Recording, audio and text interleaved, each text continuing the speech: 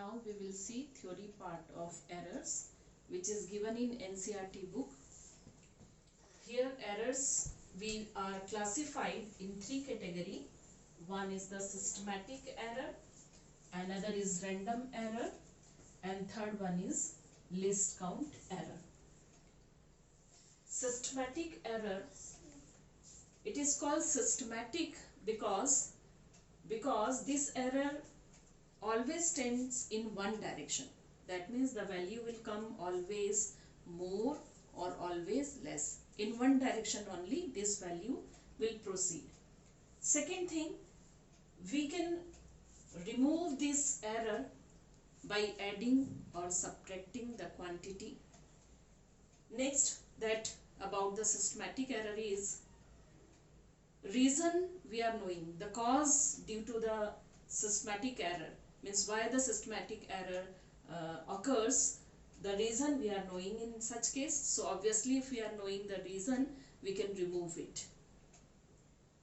Here in random error, you will find that in this error it occurs randomly. Randomly, that means it may be in positive direction, it may be in negative direction. The value will come more than the accurate value or true value. The value may come less than the accurate value or true value. Any direction it can move, positive or negative direction, no fixed direction is there.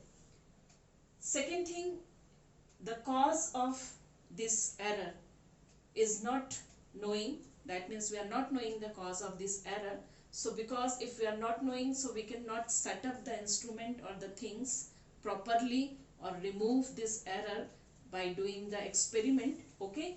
But we can remove this error somehow by taking so many observation and taking mean of that value, okay? Here you will see that in this case, systematic error, we have three more category. One is the instrumental error. The instrumental error is what? Due to the manufacturing of the instrument, the faulty manufacturing of the instrument, or some way means the instrument is not working properly. So that is called the instrumental error. For example, suppose in vernier calipers, as we are knowing, a main scale is given to us and another vernier scale is there. So this is main scale and this is vernier scale. When nothing will be placed between the two jaws of the vernier calipers, the value will be like this. The main scale 0 must coincide with the vernier scale 0.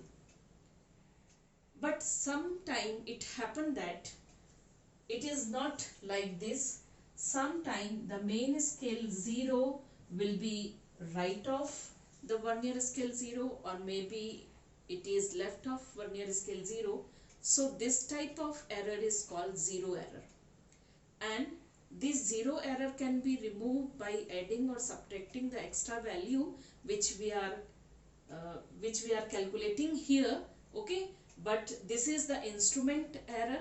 This is the instrumental error because of the faulty manufacturing it is occur, and that's why this is called the instrumental error.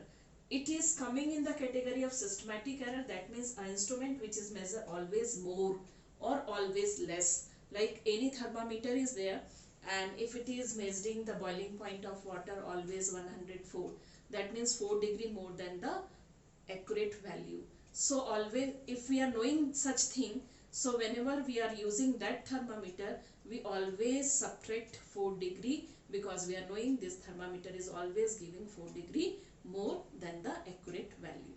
So this is called the instrumental error. Obviously it is coming in the category of systematic error because it is always in one direction. We can remove it, the error we can remove here, and the reason also we are knowing. Next is the imperfection in experiment technique.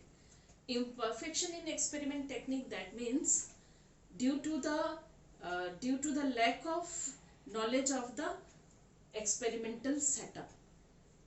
Same example we can take here. Suppose by a thermometer, a body temperature if we are measuring, and we are keeping the thermometer under the arm, that means here in the armpit. So always it is measuring the low value of the body temperature. So actual whatever the value is there of the body temperature, it is always measuring low from it. Okay, so because of the lack of knowledge, or this we are always keeping, many are keeping in this way, so that is due to the faulty means not faulty, you can say that is due to the imperfection, that is due to the imperfection in the experiment. Okay, next third category we'll see, that is personal error. Personal error, that means when we are using any instrument to measure the value and we are not keeping in properly, or not taking precautions as it is indicated or directed, so this is called the personal error. For example, while using ruler, or while taking measurement from the voltmeter or ammeter, what we have to do actually, we have to look always perpendicular to that needle, always perpendicular to that point where we are pointing. Okay, so that means the accurate value will come. But if you are looking from right side, or you are looking from left side making some angle, so the value will not come accurate. So this is because of the personal error, because of the person who is handling or who is doing the experiment is not perfect, or not taking precautions, this error will occur. Random error we have already seen. This is because of the irregularity, maybe the fluctuation, the exact cause is not known here. Okay, but it can be removed by taking many observations and taking their mean. Okay, so this is called the random error. In this case, the random error, we'll see here, suppose you are doing some experiment at lab, and all of a sudden voltage fluctuate.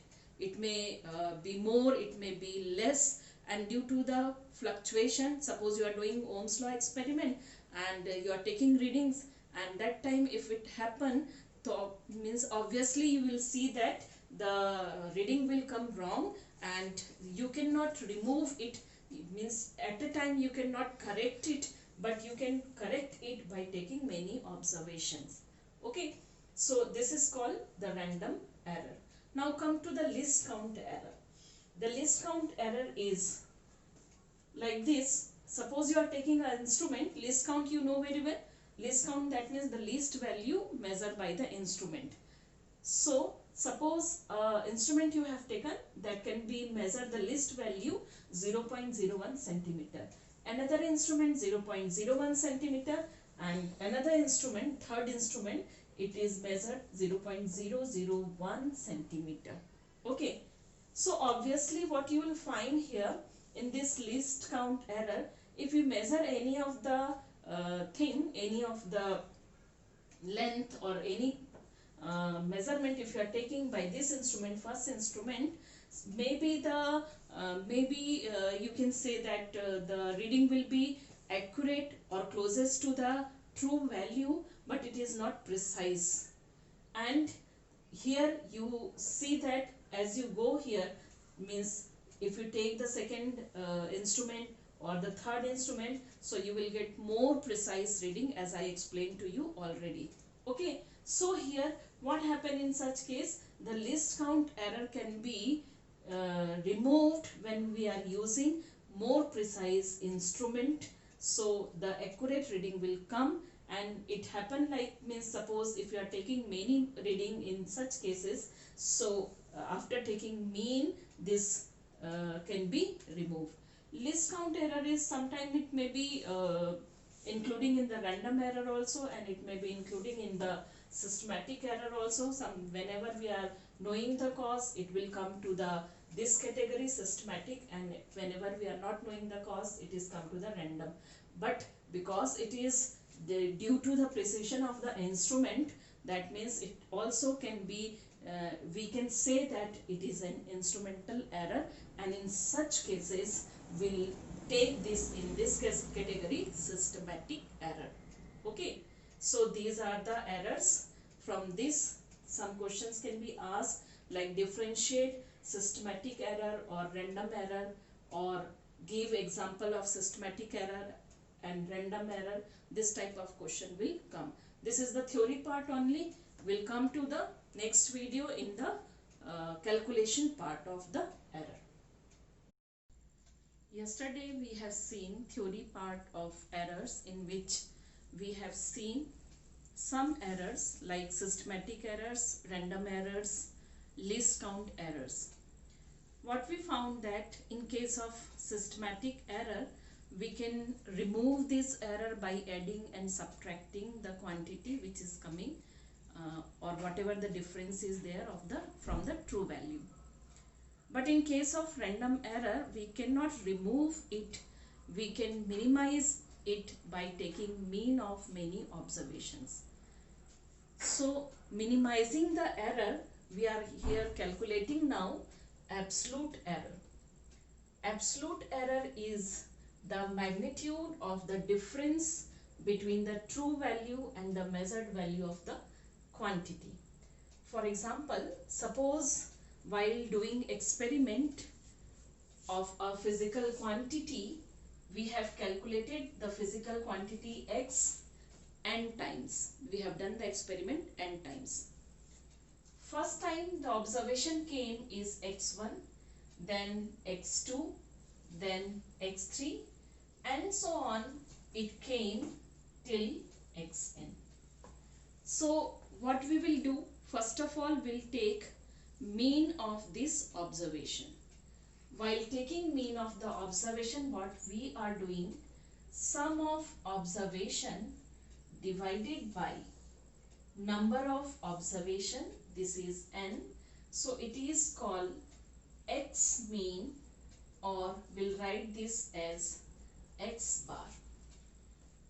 After calculating x mean or x bar, we'll see that this value, the individual values of the experiment, these are how much deviated from this mean. So we'll calculate the magnitude of the difference between this x mean and the individual values. So this is x mean divided, subtracted here. X1 is subtracted from x mean, and similarly we'll see this way, x2 is subtracted here, and so on till xn is subtracted from x mean.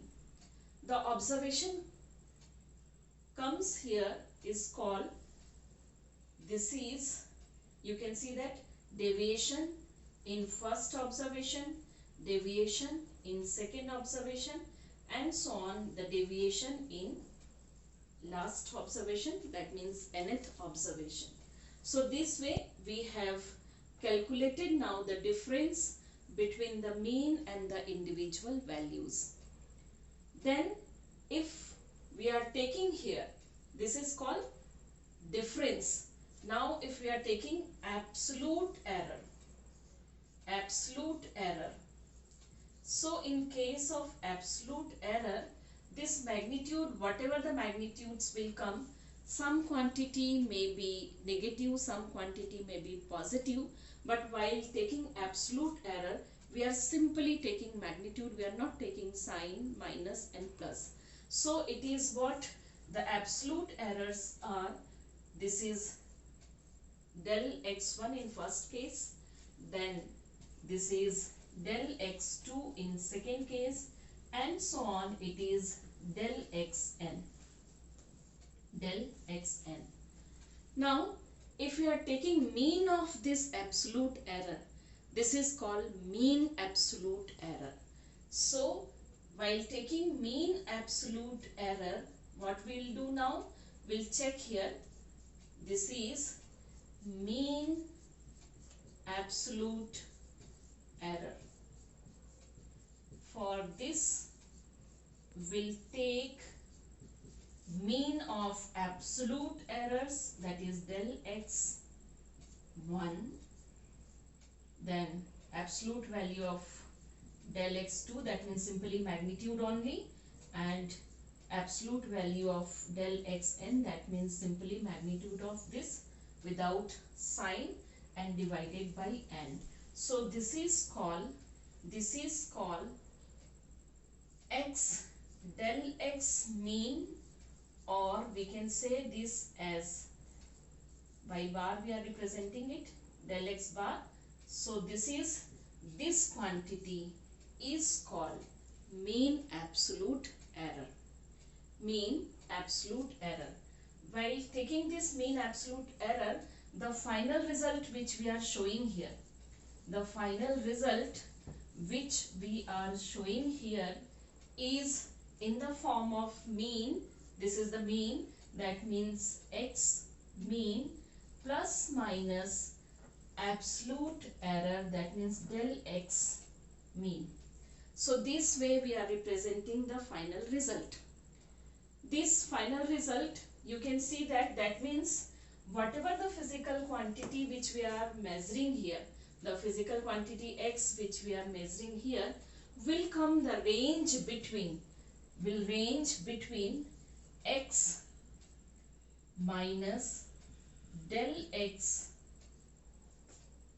mean, that means mean absolute error.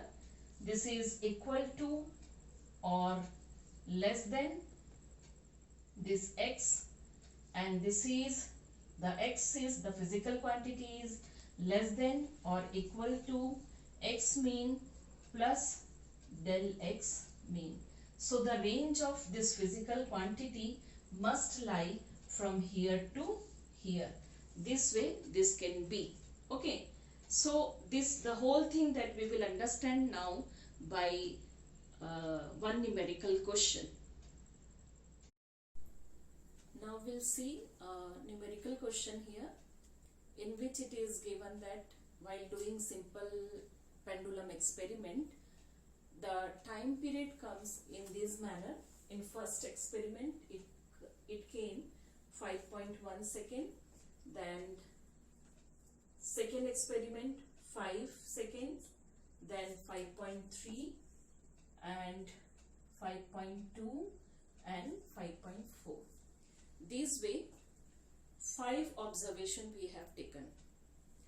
Now if we'll take out mean of this observation, that means x mean, this is equal to 5.1, 5.0, 5.3, 5.2, 5.4, and because 5 observations are there, so we'll divide with 5. The mean is equal to sum of observation divided by number of observation. So mean of this physical quantity, that means the time period, will come in this manner. If you add this, you will find that it will come 26 divided by 5, or it is 5.2 second. So mean came now, it is 5.2 second. Now we'll see the deviation. While taking deviation here, or the absolute error. So if we take absolute error, this must be del x1, and it is equal to x mean minus x1. X mean is 5.2 and minus, you can see that the first observation is 5.1, so the difference will come 0.1. And because we are taking here magnitude only, so we will not take plus n minus only magnitude, and that will come 0.1. Then x2 is equal to x minus x2, that means 5.2 minus 5.0, and it will come 0.2. Then x3, absolute value of x3, that is x mean minus x3, 5.2 minus 5.3, and this value will come minus 0.1. If you take the difference of this value, it will come minus 0.1.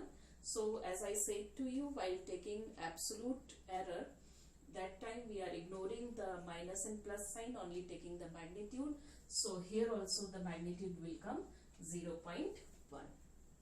Now del x4, that is equal to x bar minus x to the power 4, and it is 5.2 minus 5.2, the difference will come 0. Next, you will see that del x5, this is x mean minus x5, and it is 5.2 minus 5.4.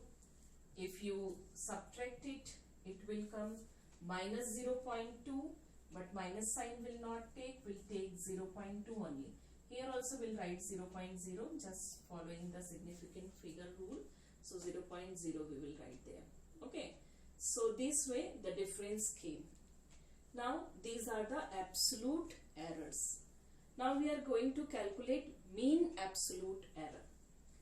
Mean absolute error, that is, already we have seen, is equal to sum of absolute errors divided by number of observation.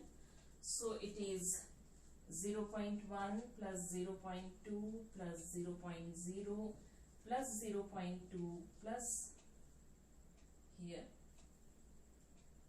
0.1. This 0 point left now, 0.1. 0.1, 0.2, 0.1, 0, 0 and 0.2 here. Okay. Divided by 5. This will come the mean absolute error, that we call as del x bar, is equal to, you will see that this is 0.6 divided by 5, or we can say 0.12. 0.12. So the difference, the mean absolute error will come 0.12. That means the final result can express like, the final result will express in this manner. This is 5.2 plus minus 0.12. Final result will express in this manner, 5.2 plus minus 0.12. Now we'll see one more error which we call as relative error or the fraction error. Relative error,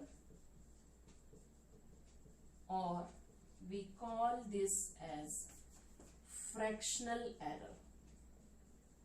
Fractional error, because it is fraction of mean absolute error, that is del x bar, divided by mean of the observation del x, and we'll write this as xr. Relative error is there, so we'll write this as xr, and this is the ratio of mean absolute error divided by mean of the observation. So that's why it is called fractional error also.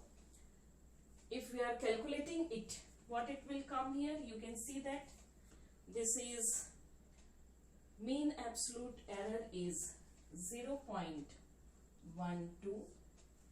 and this is, you will see that the mean of that value is 5.2. If you divide it, it will come 0.02307. If you take here 237, it is, I think 237. Okay, so if it is like this, you will take 0.024. If you round off it, it will come 0.024.